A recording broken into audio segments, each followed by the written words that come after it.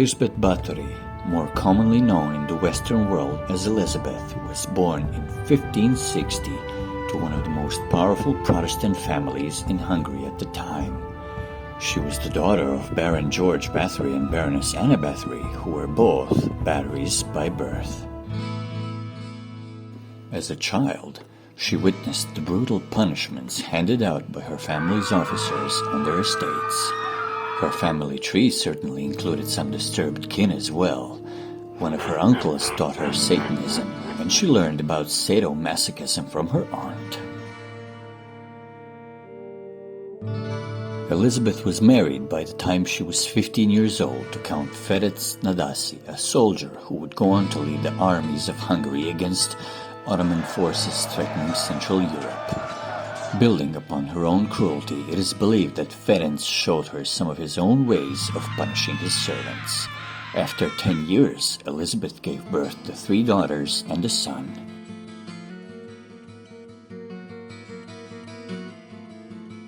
Although the Count participated in his wife's torture activities, it wasn't until the death of her husband in the early 1600s that Elizabeth's true evil came to fruition. She eventually moved to one of her castles at Countess in northwest Hungary and began surrounding herself with a cohort of servants to help her with her torture practices.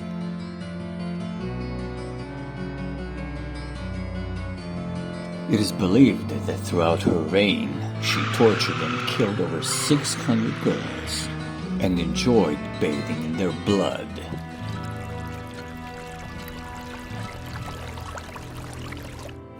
She also believed this vile practice will give her eternal youth.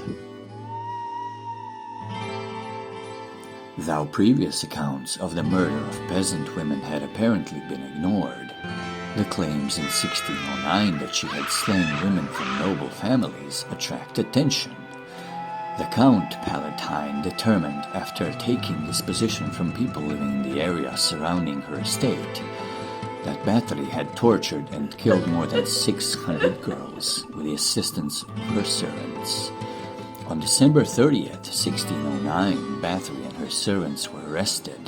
The servants were put on trial in 1611 and 3 were executed. Although never tried, Bathory was confined to her chambers at Castle Countess. She remained there until she died. Or so it is thought.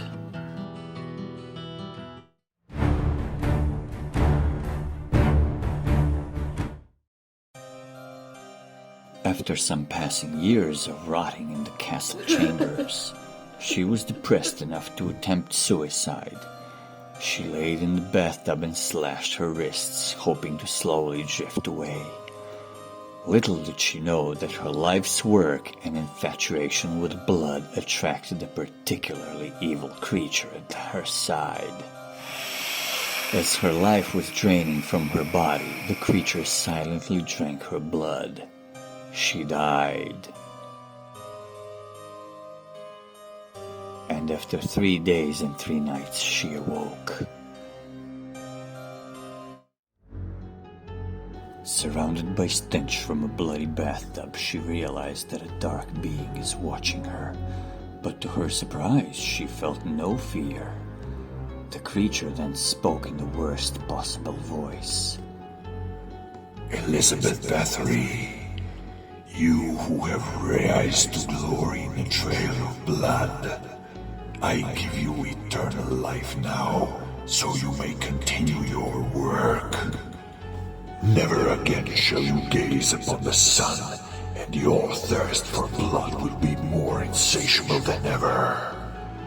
You will never know love or happiness. From now into eternity, you have only 2 companions. Thirst for blood and fear of sunlight. Upon speaking those words, the creature disappeared in the shadows and she never saw it again. Legend says she moved to the island of England in 1634 and continued her dark practice. She also left the name Elizabeth behind and renamed herself to forever be known as the Blood Countess. Rumor has it her crypt is located somewhere in England, but even to this day, it remains undiscovered.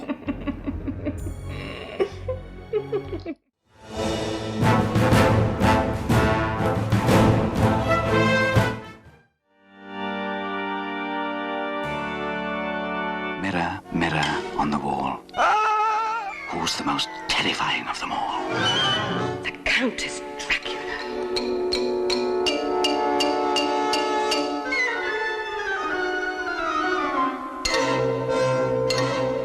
About a young married woman, only 17 and very pretty. Look at me. I'm rotting. I shall kill him.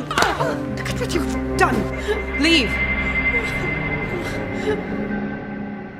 Thank you, my lord. Not only the look, but the feel of my skin is incredibly different.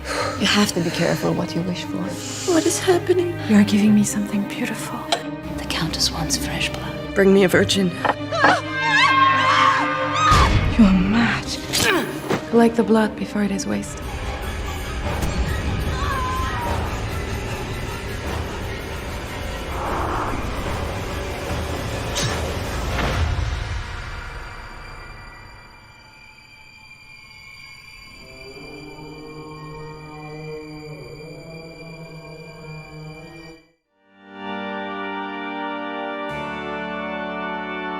This is a story about Elizabeth Bathory.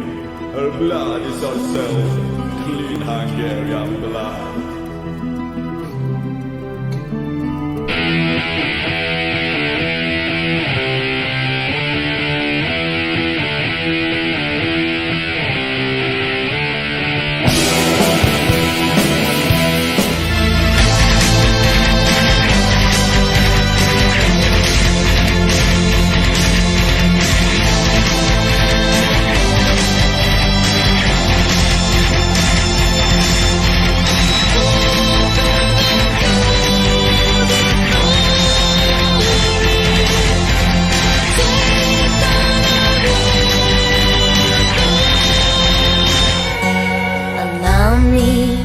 Introduce myself, though I fear you've heard my name, and that you've heard the story of Countess Bathory.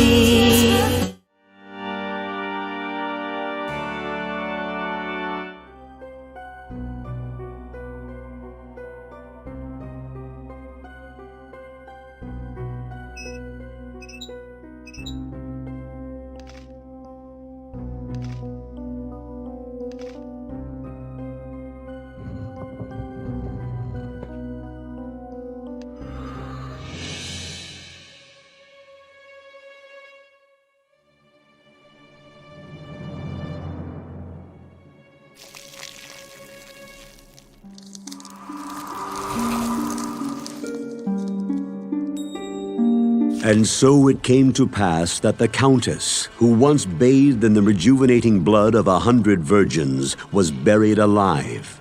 And her castle, in which so many cruel deeds took place, fell rapidly into ruin.